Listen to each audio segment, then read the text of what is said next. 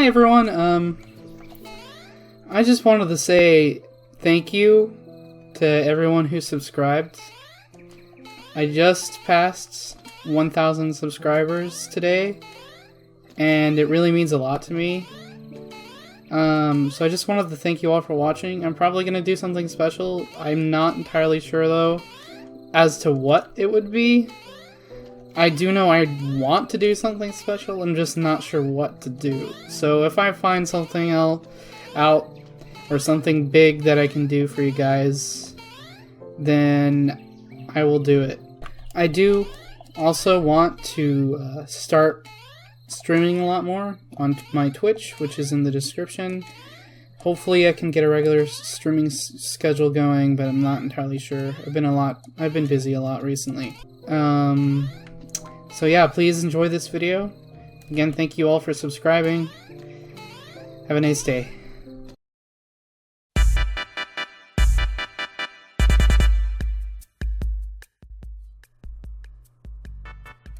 Hello everyone, so I'm starting off a new tutorial series. It's going to be about first-person shooters, how to do everything in it, including how to do a puppet first person and how to do a standard or like industry first person, which is the template that Media Molecule has out right now. So I'm probably going to be going over the movements in camera first, and then I'll be doing the gun mechanics like shooting and reloading, and then I'll probably get down to finer things like animation. So when we reload, it plays an animation instead of just refilling our clip, and all that nice good stuff. Alright, I will see you in the video. Hi everyone, so today we're going to start off with a movement and camera tutorial for first-person shooters. And to start off with, we are going to get out a puppet. It can be the deluxe one or the basic. I chose the basic because it's going to give us more room to work with in regards to logic.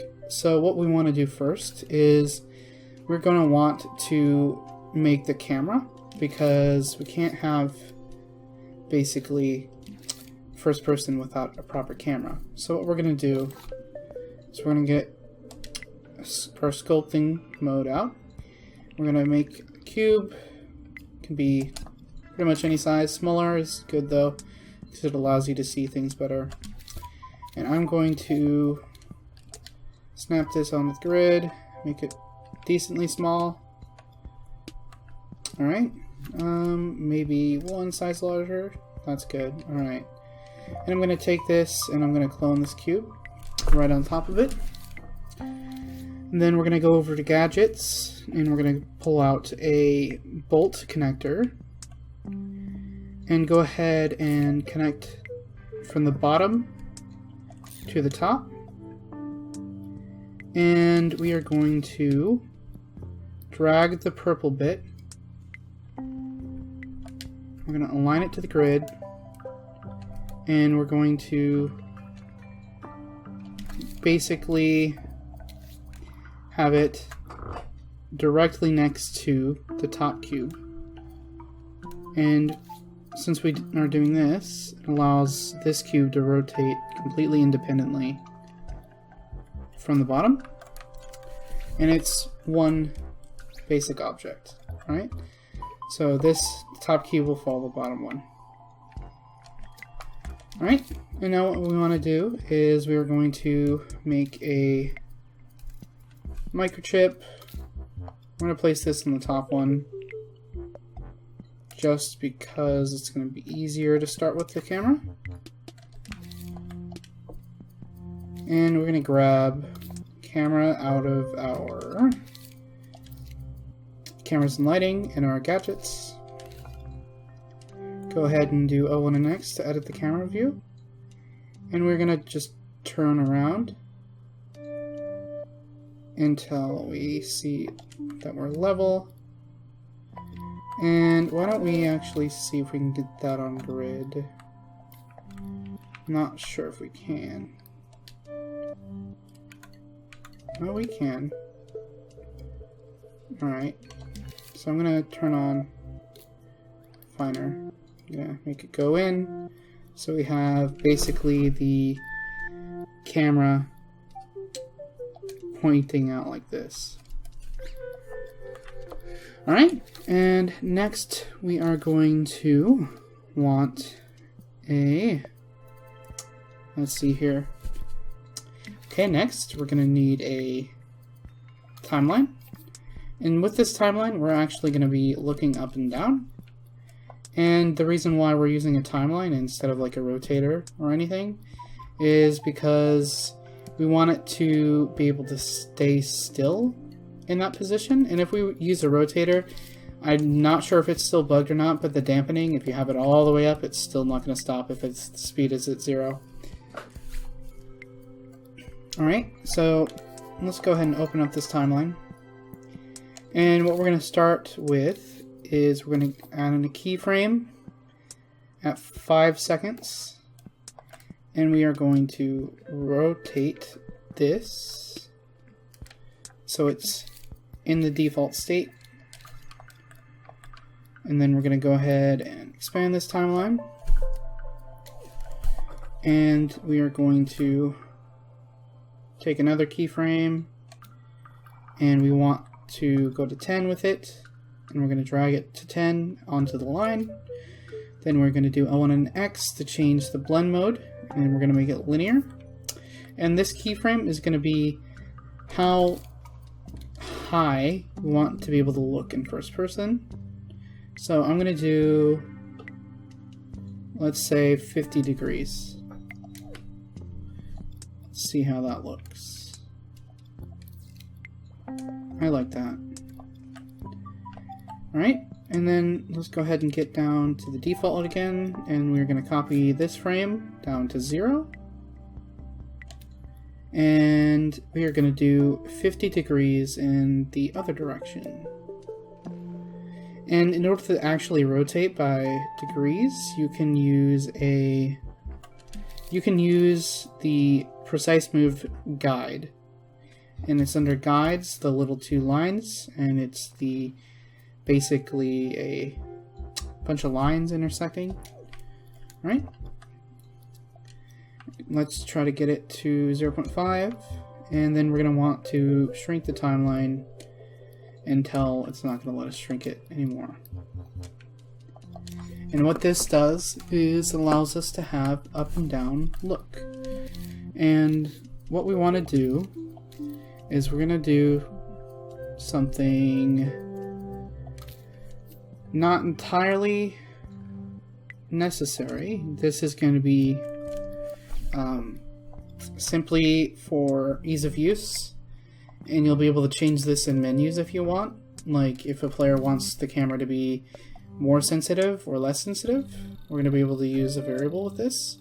So we're going to do camera sensitivity Y for the name of this variable.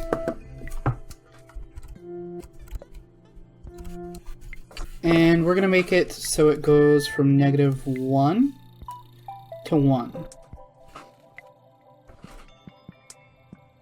So this is what we're going to modify if the camera is too fast or too slow. So what we want to do is we're going to get a calculator, and this is going to allow us to multiply the speed of how much we change this timeline. So we're going to set it to multiply, and we're going to plug in a variable modifier into this, and we're going to do get, and we're going to do camera sensitivity Y. We're going to go ahead and plug that into B. And now we need to get the input of the player for up and down look. So what we can do is we can either make a wire go directly across, or going to make it clean.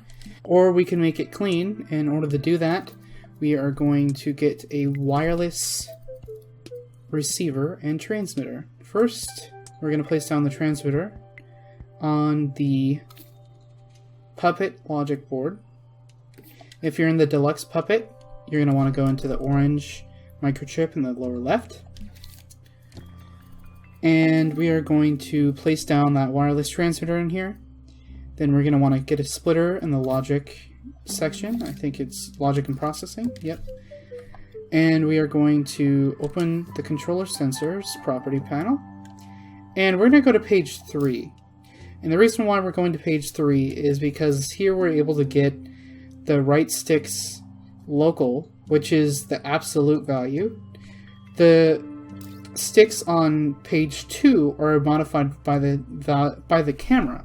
So if we don't do page 3, then it's going to slow down when we start looking up. And it's going to stop us from pushing up when we're all the way at the top. So we're going to take right stick local on page 3, plug that into a splitter, again from logic and processing. And actually, we're not going to plug it into the splitter. We're going to plug it directly into the transmitter. And we're going to call this player right stick, or player look. Alright? And then from here, on our camera microchip, we are going to get a wireless receiver. And this is going to be, if you have multiple players, I would recommend you keeping the default sphere size, or using a cube and making it go up and down. Because this way, this is just for future reference, because we don't have online multiplayer yet, specifically for multiple cameras. So when that comes, you're going to want to be using a direct wired connection, or you're going to want to do a limited zone size like this. But for now, since we know it's only going to be one player with, or at least one player first person, we're going to do the entire scene under the second page of the wireless receiver, which is zone size. And then we're going to go back to properties on IO, and we're going to change the intertransmitter name field to player look. And then we're going to plug this into a splitter that we're going to put on the camera microchip. And we're going to plug that into the Y into A of the calculator. And now we're going to set the camera sensitivity's default value, because we need it. And I know that it's going to end up reversed if we don't do negative, so our initial value, let's try 0.5. And we're going to go ahead and we're going to make a local variable. And a local variable is just a number that we're able to modify. So basically, this is going to allow us to set the position of the playhead in this timeline. So we're going to have it so it is not visible in scene. That way it's just a little square for us. And we're going to set the default value to 0.5. So that way it's at half. And we're going to go ahead and open the timeline, because I'm not sure why, but right now the playhead position is not in the timeline properties, it's in the timeline. So you're going to plug in the value from the value slider into the playhead at the bottom, not the play button at the top, but below there's going to be 2 little arrows, and you can plug in the wire there. Alright, and then we can close this, and then we want to get another calculator. In this calculator, we're going to plug in the other calculator with the multiply into B, and then we're going to plug in the value slider into A of the second calculator with the plus, and then we're going to plug in the calculator into the value slider. What this is going to do is it's going to allow us to add and subtract from this number, but still have this number stay the same if we are not powering like our sticks up and down. So now, if we try this out, we should be able to possess this puppet. But first, actually, we want to set it in the controller sensor of this puppet to force possession, and then we're going to want to delete the wire coming out of the circle button into the depossess. And now we should be able to look up and down. As you can see, it's really fast, so we're probably going to want to slow down the sensitivity, or lower the sensitivity, and also we need to make these cubes, both of these cubes that we placed earlier. The top one is movable, the bottom one is not, but they're both not visible and they're both not collidable. And they may disappear from your scene, but that's fine. You can go up to show/hide, which is the eyeball in your toolbar at top, and we're going to turn off preview invisibility. Okay, now if you press play, now the camera's not going to be inside of the cube, and we need to lower the sensitivity. Let's get it to -0.1 to start with. Yeah, that looks pretty good. It's still pretty fast, but hey, it's FPS. One good way to lower this further is what we're going to do is we're going to have a slider here. So we're going to get a slider from our sensors and input, and we are going to set the input to be -10 to 10, and we're going to name it Y sensitivity. Again, we're going to set the minimum value to -10 and the maximum value to 10. And the reason why we're doing this instead of -1 to 1 is so we can get a finer value. So we're going to take out a calculator and we're going to have it divide by 10 in B. We're going to set B to 10, and then we're going to plug in the Y sensitivity value slider into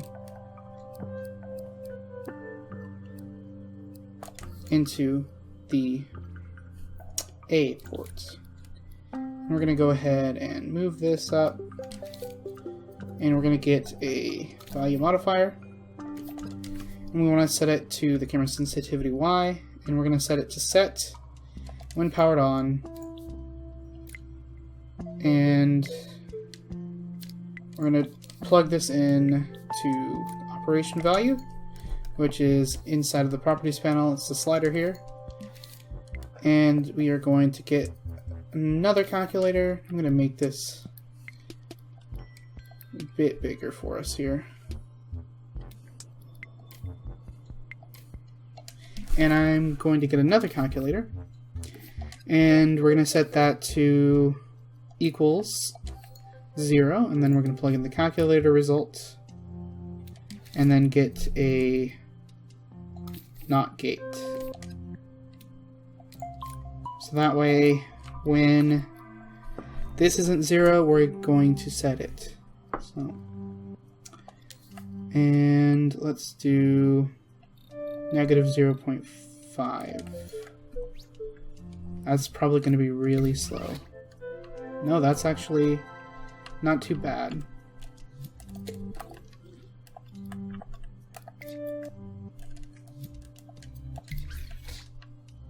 No, that's not too bad. Alright, and now obviously we need to get the camera to follow the player, and we need the left and right look. So what we're going to do is we are going to clean this up a little bit first. And then we're going to place a tag from sensors and input onto the player, and go ahead and name it player.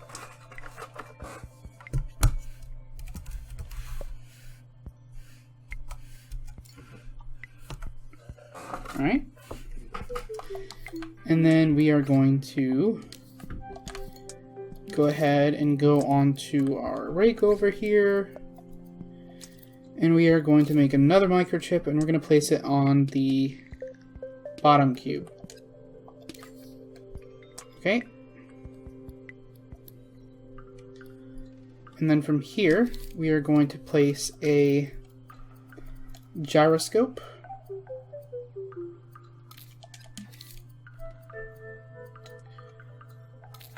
And go ahead and amp up the power of that a bit.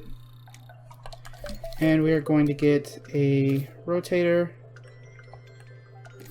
And we are going to get a teleporter. Okay. And this teleporter, we're going to have it match target position, but not target orientation. Set the tag name to player. Alright. And we're going to click on our rotator here, turn on the grid snap, and just grab the little bit at the end and drag it up. So we are rotating like this instead of like this. Alright, and then from here we're going to want to copy our camera sensitivity Y, and we're going to change this to camera sensitivity X. And we're going to go ahead and set the initial value of this to be negative 0.5. And now from here, we also want to get our player right stick or player look. I'm going to split that as well. But we're going to want X this time. We're going to get the variable modifier and the calculator. And we're going to want to change the variable modifier that we copied to camera sensitivity X. Go ahead and plug in the X from the splitter to A. Plug in the result to the rotation speed. And we're going to do max strength and max dampening, and we're going to pump up the speed of this to 360. Alright, and now you can see it teleports down here. What we want to do is we want to position it where the player is. So we're going to turn on precise move, and we want to position it so the top where the camera is basically where the head is. So go ahead and position that correctly. Alright, and then once you get that positioned correctly in play mode, like by pressing R3 on your controller, I'm going to reset time with L3. And now what we need to do is we want to make the head invisible. So go ahead and select the head and the neck. Open up the properties panel. And we're going to make it so it always casts shadows on the first page. And then on physical properties, we're going to turn off visibility.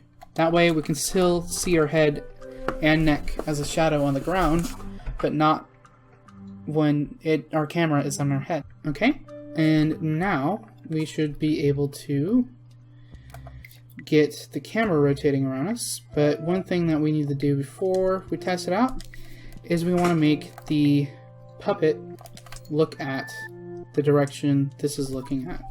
That's pretty easy. What we can do is we can get a tag on here, and we can call this player forward.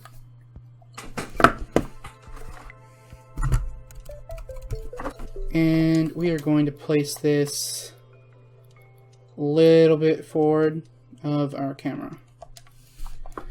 Then we're going to open up our puppet, go to the behavior section, go ahead and turn off the follow, turn towards, and auto look. And you're going to have it turn off look at as well. We want turn towards on, and we're going to change it to player forward. Alright. And now we should be able to look left and right, up and down, and we walk around. But as you can see, the player animation kind of makes it so we can see the body. We can fix that pretty easily. Well, we want to see the body, but just not the back of the body. So what we can do is I'm going to open up the properties of the puppet. I'm going to hit play. And I am going to go over to upper body structure. No, not upper, but upper body movement. And you can see that our arm vigor is being modified. Well, that's because of this running tag. So what we're going to do is we're going to go into the running pose / parameters if we're on the basic puppet. And if you're on the deluxe puppet, let's see here, you got a little bit more work to do. You're going to have to modify this as well, and you're going to have to delete everything in upper body movement and lower body movement from that. And at some point you may actually want to just delete that altogether. So why don't we just do that actually? Just delete that. So now we're not going to be having our values modified, and we're going to go in here and we want to change the lumberingness, I believe. Yep, we want to turn that all the way down. We want to go to walk, turn down the sway, turn down the sassiness, and then turn down the lean lag, make it a bit stiffer. Let's see how it looks. It's not exactly what we want. So I believe, let's see here, turn down the springiness, and we're going to want to turn off the lean into strength and the motion sensor movement. There we go. And now you can see that we can't see our back, but we can see our lower body. We might actually want to move the camera a bit forward. So let's do that. Where's that tag? It's on player, isn't it?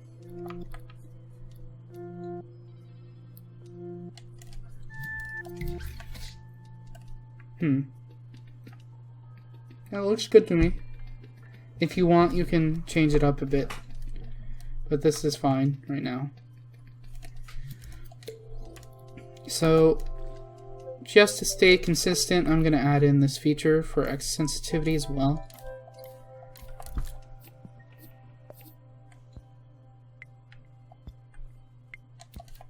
Go and rename this to X sensitivity.